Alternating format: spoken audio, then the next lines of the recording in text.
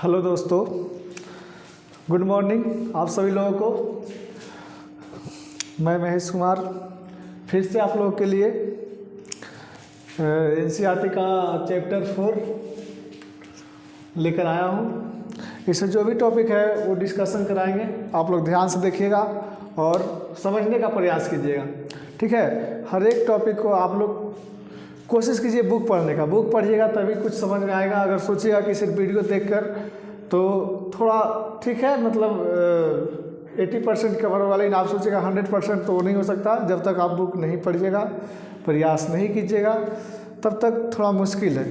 इसलिए आप बुक पढ़ने का आदत डालिए, रिवीजन कीजिए और नोट्स ज़रूर बनाइएगा। जो हम लिख रहे हैं उसका एक नोट्स बनाता जाइएगा, आगे चलकर आपको बहुत काम आने वाला है, ठीक है।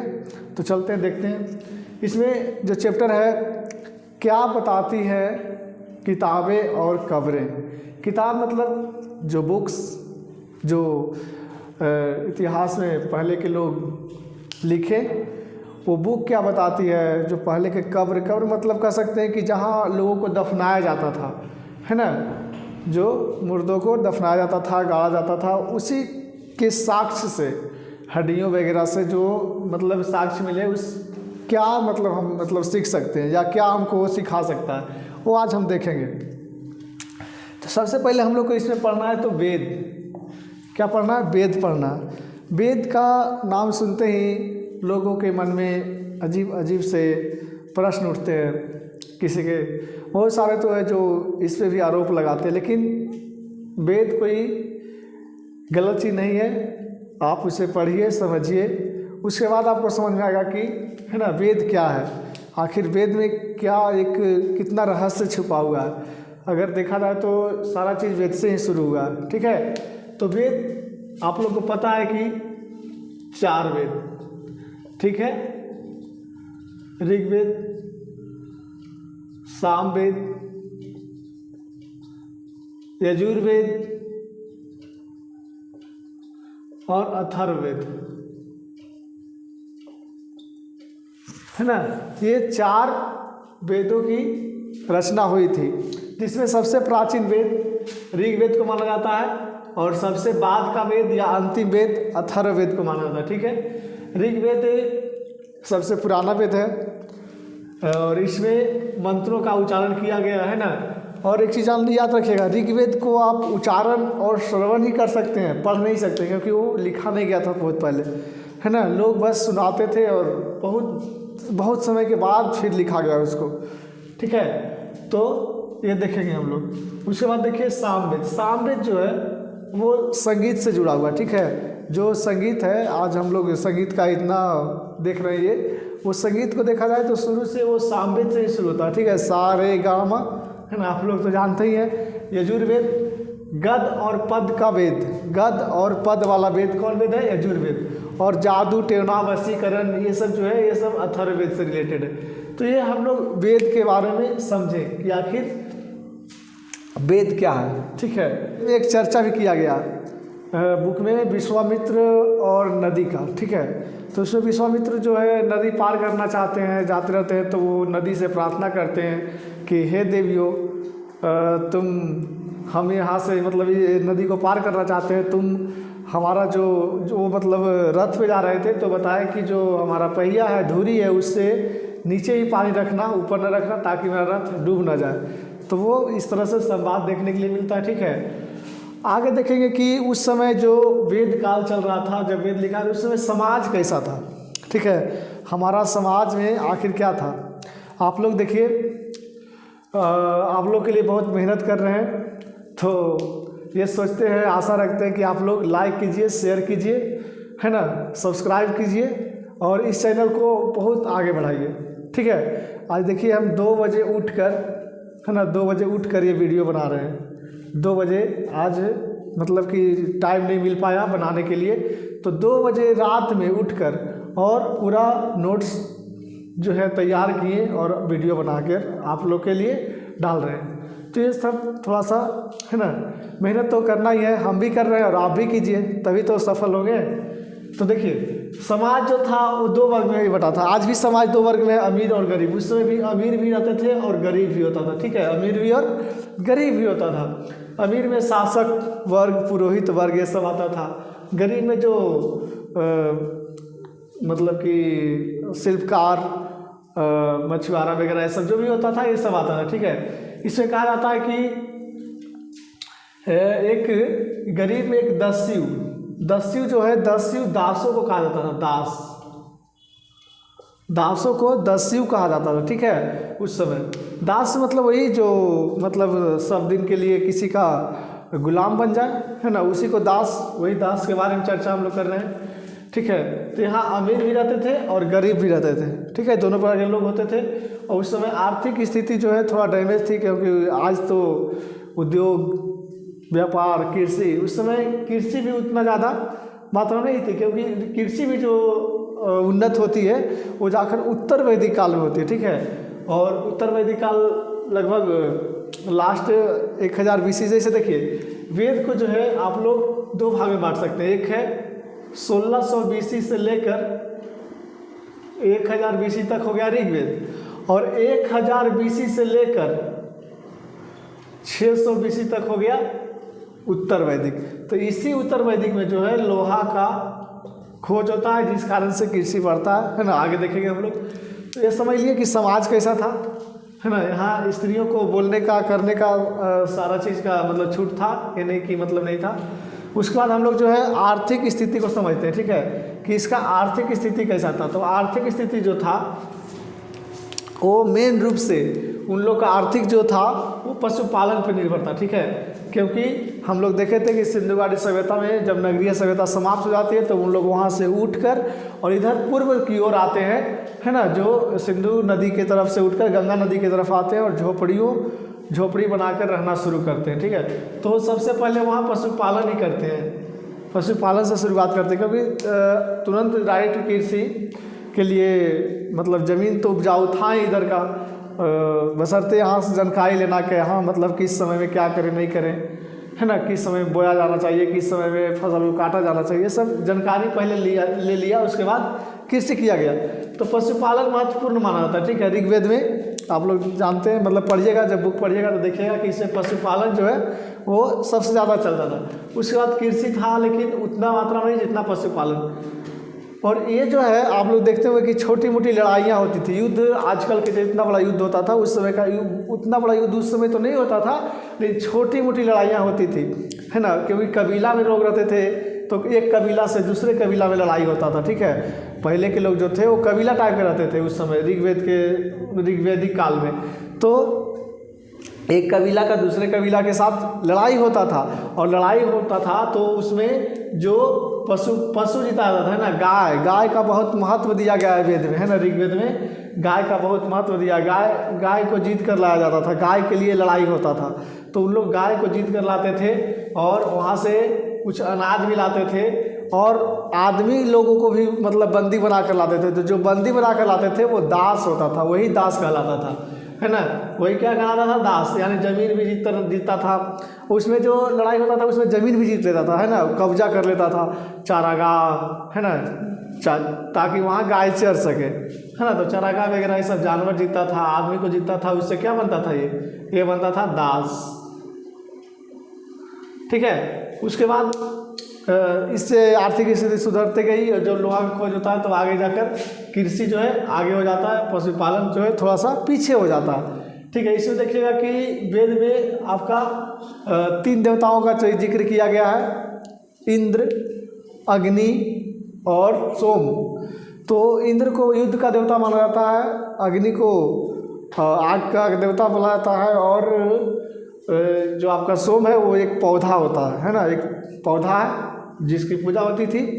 और अग्नि को कहा जाता है कि अग्नि जो है एक कड़ी का काम करता है, जो इंसान और भगवान के बीच में एक कड़ी का काम करता है, कि इंसान अगर कोई बात अगर रखना चाहे, भगवान के पास भेजना चाहे तो अग्नि को समर्पित कर दे, अग्नि जो है भगवान के पास पहुंचा देता है, ठीक है। ये वेदों में कहा गया। उसके बाद आते हैं राजनीतिक। उस समय का राजनीति कैसा था, है ना, उस समय आखिर राजनीति में क्या क्या होता था। तो उस समय राजनीति में सभा और समिति दो बहुत अहम पद होते थे जिसमें महिलाएं भी शामिल होती थी, भाग लेती थी। तो ये सभा समिति बैठक एक तरह से किया जाता था, जैसे पंचायत वगैरह होता है अभी गाँव में, उस तरह से पहले बैठक किया जाता था। कोई भी निर्णय लेने से पहले इन लोग से निर्णय लिया जाता था, ठीक है, तब जाकर कोई कार्य किया जाता था। मतलब अगर कोई खास निर्णय लेना है तो सब मिलजुल कर लेगा, है ना, उसमें सब बोलेगा, जिसको अगर लगेगा उचित कि नहीं ये होना चाहिए तो कोई भी उसमें बोल सकता है, ठीक है। उसके बाद राजनीतिक में देखते हैं कि उसमें सरदार एक होता था। सरदार मतलब एक तरह से राजा बोल सकते, अशोक वगैरह ये सब था, उसका नहीं, चंद्रगुप्त मौर्य नहीं, एक छोटा मोटा कबीला का राजा, है ना, क्या कबीला का राजा, जिसको जन बोलते थे। क्या बोलते थे? जन बोला जाता था, जन, है ना। कबीला का राजा जो सरदार होता था उसको जन बोला जाता था। तो वो सरदार होता था पुरोहित के अनुसार। पुरोहित का पद भी बहुत महत्वपूर्ण था। पुरोहित को भी मतलब उसमें एक अच्छा दर्जा दिया जाता था कि उससे पूछकर ही कोई काम करना है, जो बोलेगा वो करना है। और उसके बाद व्यापारी वर्ग होता था, व्यापारी वर्ग हो गया, पशुपालक हो गया, है ना। इसमें और ज़्यादा व्यापारी, उसके बाद पशुपालक, ये सब पद, शिल्पकार, कृषक, ये सब जो है मतलब कि होता था उसमें एक, उसमें जाति तो नहीं कह सकते, एक पद होता था, ठीक है। धार्मिक में लोग धर्म के लिए यज्ञ करते थे उस समय, है ना। यज्ञ का प्रचलन था। आप लोग देखेंगे भी कि जो यजुर्वेद है उसमें गद और पद का वेद है, जिसमें आपको यज्ञ कैसे करना है उसका पूरा विधि दिया हुआ है, ठीक है। तो यज्ञ में क्या होता था कि यज्ञ करने के लिए घी का आहुति दिया जाता था, ठीक है। आहुति मतलब समझते हैं, मतलब एक तरह से चढ़ावा, आहुति, ठीक है, आहुति दिया जाता था, है ना। उसमें घी डाला जाता था, अनाज डाला जाता था, कभी कभी जानवर का भी आहुति दिया जाता था, जो गलत है ना। जानवर का आहुति क्या, कोई देवता को खुश करने के लिए जानवर देने से क्या वो देवता खुश हो जाएगा? जब बोला जाता है कि सारे जीव एक समान है, तो क्या किसी देवता के लिए आप पशु को मतलब हत्या कर रहे हैं, तो वो तो नहीं हुआ मतलब सही कि नहीं, वो भगवान खुश हो जाएंगे इससे? कभी नहीं हो सकते। एक मिथ्या है ना, एक अंधविश्वास है जो आदमी को समझना चाहिए कि भगवान जो है वो आपके भावना से खुश हो सकते हैं। अगर खुश हो सकते हैं तो वो आपके भावना से खुश हो सकते हैं। कोई वस्तु से भगवान नहीं खुश होंगे। भगवान किसी वस्तु के भूखे नहीं है, किसी वस्तु का लालसा नहीं है उन्हें कि कोई वस्तु दे दिया तो मतलब खुश हो गए, उसको ढेर सारा दे दिया। कोई अगर ऐसा होता तो कोई जो अमीर आदमी वो 5 करोड़ भगवान को चढ़ा देता तो भगवान उसी को मतलब सबसे ऊपर बैठा देता। तो ऐसा नहीं है ना। और देखिएगा कि इसमें जो है थोड़ा सा समझिएगा, 4 वर्ण में नंबर 1 पर ब्राह्मण, क्षत्रिय, उसके बाद वैश्य और शूद्र, ये 4 वर्ण होते थे उस समय।